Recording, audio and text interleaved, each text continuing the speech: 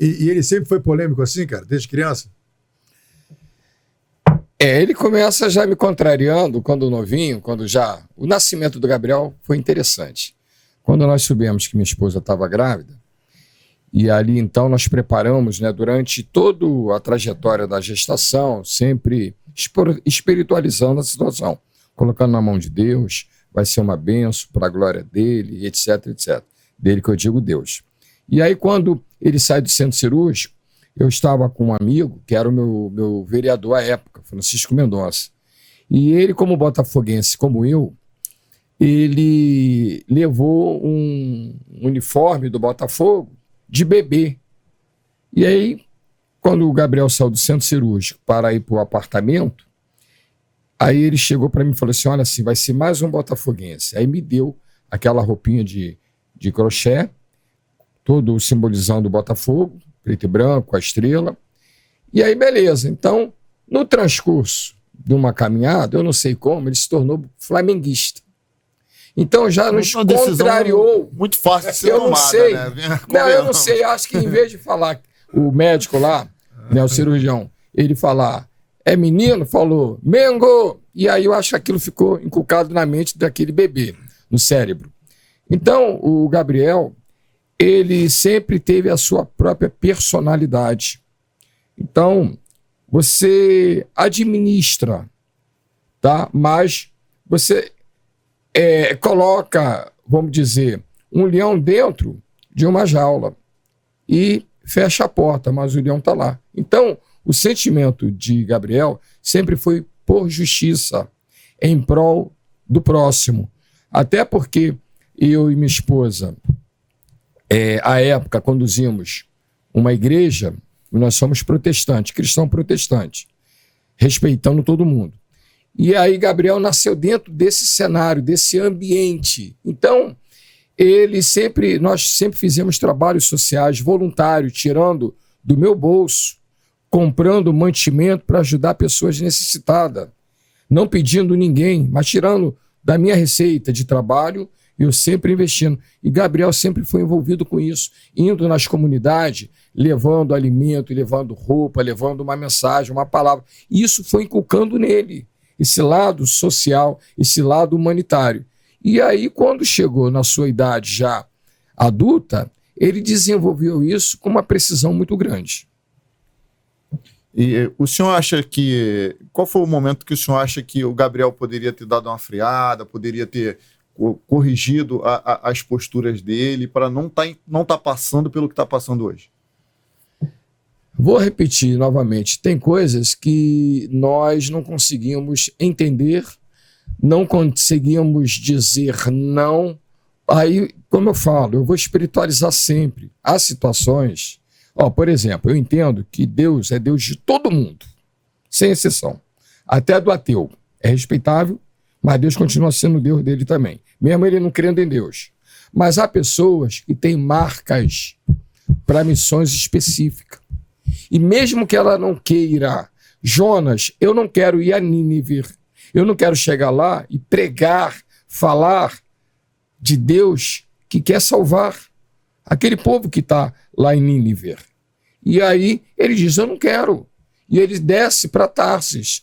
Só que, como diz a história, e certamente de conhecimento de vocês e de quem esteja nos ouvindo, nos assistindo, mas em dado momento, o vento vem com ímpeto naquela embarcação. O mar bravio bate com violência e a chuva cai. Aí entra todo mundo em desespero. E aí se identifica que tudo aquilo que está acontecendo é por causa de um elemento que se rebelou contra o que Deus determinou. E, consequentemente, esse bacana vai até Nínive e cumpre o que Deus estabeleceu. Então, significa o seguinte, Gabriel é um jovem que ele tem uma missão específica, vinda da parte de Deus. Isso não é fanatismo, irmão. A minha história é um exemplo da existência de Deus. Eu não vim aqui para pregar religião. Eu não vim aqui para dizer que quem está nos assistindo tem que ser igual a mim. Não, não, não, não. O homem tem um livre-arbítrio para ser o que ele quiser ser. Todavia, um dia todos nós vamos prestar diante de Deus as nossas contas. Então, no caso do Gabriel, eu digo que seria muito mais fácil. Ele tentou a carreira de jogador de futebol. Tudo bem encaminhado, um acidente tira ele de ser jogador de futebol. E o garoto ainda joga muita bola hoje, mas perdeu uma grande oportunidade. Por quê? Porque o projeto de Deus na vida do Gabriel é ser esse Gabriel que eu viajo por conta de ser deputado federal. Eu agora, há dias agora, estava lá em Montevidéu. Eu faço parte de uma comitiva de senadores e deputados federais que todo mês estão lá em Montevidéu, lá no Uruguai, porque nós fazemos parte do Mercosul.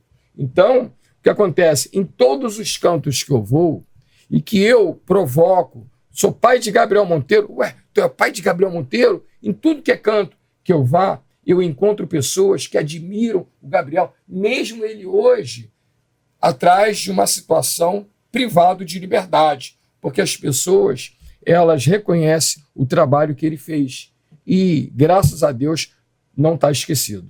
Pessoal, a gente vai falar um pouco ainda sobre o Gabriel, mas eu quero também entrar na história do seu Roberto Monteiro, que é uma história que vai inspirar você, eu tenho certeza, tá? Não é conversa fiada, você vai entender daqui a pouco quando a gente entrar na história. Mas seguindo nessa pauta, Sandro, qual foi o momento que você chegou pro Gabriel e falou, Gabrielzinho, olha só, dá uma segurada, porque você pode se complicar. Qual foi o momento que você sentiu que ele estava se enrolando, que ele podia estar onde está hoje? Então, nós fazíamos reuniões constantes. Semanalmente eu me reunia com o Gabriel, conjuntamente com os advogados. O meu trabalho com o Gabriel, como eu disse, começou antes dele ser vereador, eu já advogava para ele era associado ao meu escritório, já advogava para ele. Quando ele se tornou vereador, ele me convidou, fui um dos primeiros a ser convidado para ser assessor dele, para atuar na parte jurídica, parte preventiva e, se fosse o caso, na parte contenciosa. E aí o Gabriel Monteiro começou o trabalho de fiscalização, que é um trabalho, eu acompanhava ele na maioria das fiscalizações, é um trabalho que de fato dava resultado, é uma obrigação de todo parlamentar fiscalizar, né, o serviço público, fiscalizar o executivo, e as fiscalizações dele começou nos hospitais, nas UPAs municipais. E aí nós nos deparávamos constantemente, isso é uma realidade na história, nós nos deparávamos constantemente com recepções da UPA lotada, pessoas esperando ali há 3, 4, 5 horas, Brito. Rava de Matinhos, 5 horas, idosos, crianças passando mal. E aí quando essa fiscalização do Gabriel Monteiro se intensificou, esse tempo, impressionantemente, ele foi diminuindo. Por quê? Porque nas primeiras fiscalizações, ele chegava no hospital, pedia para ver a lista, né, de plantão, tinha 5 médicos no plantão, mas só um trabalhando. Uma boa parte assinava, ia embora. E quando ele começou a mostrar esse ponto fraco da saúde, começou a intensificar o trabalho dele, automaticamente os médicos começaram a se fazer presente. Por quê? Ele não só ia fiscalizar. Além de fiscalizar, quando nós nos deparávamos com alguma ilegalidade, nós procedimentávamos isso junto ao Ministério Público, que a gente se depara com a questão criminal. Então, comunicava ao Ministério Público, comunicava à delegacia, no caso da Delegacia de Defraudações, comunicava também ao CREMERG, sempre. Isso, Gabriel Monteiro, no lapso temporal em que ele ficou vereador... Essa é uma pergunta que eu sempre me fazia. Eu falei, pô, será que esse vereador, ele vai lá, incomoda, toca o terror no hospital e depois não toma uma medida administrativa? Não, vai lá, não. faz uma mídia e vai embora. Era essa impressão que eu tinha. Sim. Que ele fazia uma mídia e ia embora. Eu jamais seria leviano em falar o que não acontecia, até porque as pessoas que estão assistindo podem verificar isso facilmente. Foram mais de 100 de denúncias feitas ao Ministério Público, feitas em delegacia, feitas no CREMERG, contra médicos que recebiam do erário municipal, recebia do ente público municipal, mas não trabalhava. E aí, automaticamente, esse trabalho de fiscalização foi um trabalho que deu certo, porque reduziu. Posteriormente, no curso das fiscalizações, a gente chegava nas UPAs, né, e já não tinha tanta gente na recepção aguardando por atendimento. Isso significa dizer que o trabalho de fiscalização de fato funcionava. Entretanto, o CREMERG é um órgão muito forte e os médicos de fato são unidos. Eu não estou aqui condenando a atitude de A ou B ou C. Estou aqui falando de uma profissão específica. É um profissional de primeira importância na vida de cada um de nós também. né? Assim como um órgão de segurança pública, mas a área de saúde também são profissionais de primeira importância. Atende diretamente à sociedade no momento que ela mais precisa.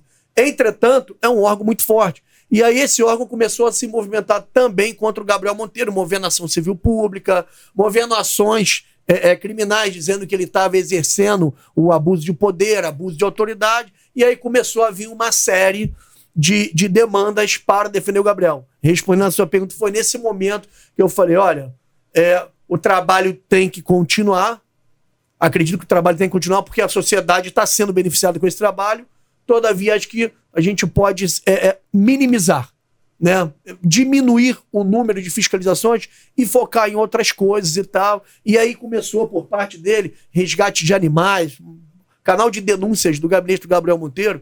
A gente recebia, não era eu que tomava conta disso, mas eu visualizava, eram centenas, até pela quantidade de seguidores que ele tem ainda, eram centenas e centenas de denúncias diárias. E aí a equipe responsável por isso analisava o que era mais contundente, demora em atendimento no hospital, animais sendo maltratados, e aí a gente procedimentava, informava as autoridades competentes e ia. Muita gente, Brito, pensa isso aí. Ele só ia para fazer o vídeo. Não. Inclusive, isso foi um dos temas no processo administrativo na Câmara, qual ele foi submetido no Conselho de Ética, e nós provamos no Conselho de Ética que houve a denúncia, né, a representação ao órgão ministerial, às delegacias. Então não era só o vídeo, o intuito não era monetizar, como a oposição fala, não. O trabalho era feito e a equipe do Gabinete de Direito trabalhava sério. Mais de uma sentença de denúncia do Ministério Público, delegacia de defraudações, junto ao CREMER, junto aos órgãos, né, responsáveis pela manutenção pela fiscalização, né, do erário, foram feitas. E, de fato, isso trouxe um problema muito grande, né? Porque toda ação requer uma reação. Então, quando ele começou a mostrar, a tocar na ferida, ele começou a também ser processado para que tentasse, de uma forma ou outra, travar o trabalho dele. Aí o Gabriel decidiu te testar, né? Vamos ver se o Sandro é bom mesmo. Sandro, vamos agora para a máfia do reboque. Agora vamos mexer no reboque. Mas a cassação dele por quebra de decoro foi em decorrência do processo ou foi em decorrência dessas intervenções que ele fazia? Então, a cassação dele por quebra de decoro é um conglobado de vários apontamentos que se fizeram. Inclusive apontamentos naquele processo administrativo na Comissão de Ética de inquéritos policiais. Pô, vocês são policiais civis. O que é um inquérito policial? É a declaração unilateral de uma pessoa que vai à delegacia e fala... Narra a ocorrência de um fato. Um registro de ocorrência. Perdão. É uma declaração unilateral. E aí vai se instaurar o inquérito, mas o inquérito ali não cabe ampla defesa contraditório. A culpa, o dolo, vai se provar num processo criminal.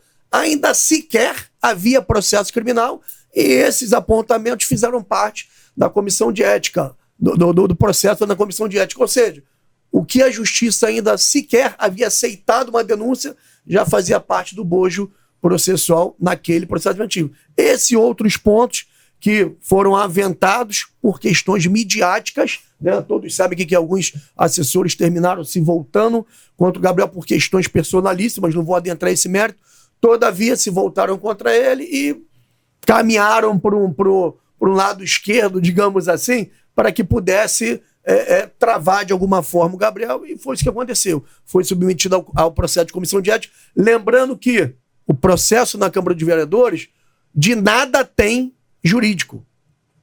Em que pese ser um processo administrativo, mas ali não foi um julgamento jurídico, foi um julgamento político. E como político, o Gabriel atrapalhava o esquema de muita gente. Essa é a verdade. Pode ter cedido num ou outro ponto. Eu vou parafrasear aqui as palavras do deputado Paul Bel num determinado podcast. Não sei se foi aqui ou em outro que ele foi. Não, aqui não foi não. É um garoto honesto. Nunca se envolveu com corrupção, nunca levou dinheiro de nada. Nunca levou dinheiro de nada. Pode ter se excedido administrativamente num apontamento, numa fiscalização aqui, outra ali, mas nada que incidisse numa seara criminal, nada que incidisse numa seara administrativa. Até porque ele fazia questão de, nas fiscalizações, estar sempre acompanhado dos advogados dele, via de regra eu ou mais um advogado, e ele sempre, antes de tomar uma atitude, pô, isso aqui pode ser feito assim, a gente sempre estava orientando ele. Por isso que eu afirmo que o processo administrativo não tem nada de jurídico. O processo ali foi um julgamento político. E como ele incomodava muitos políticos, desencadeou na perda do mandato dele.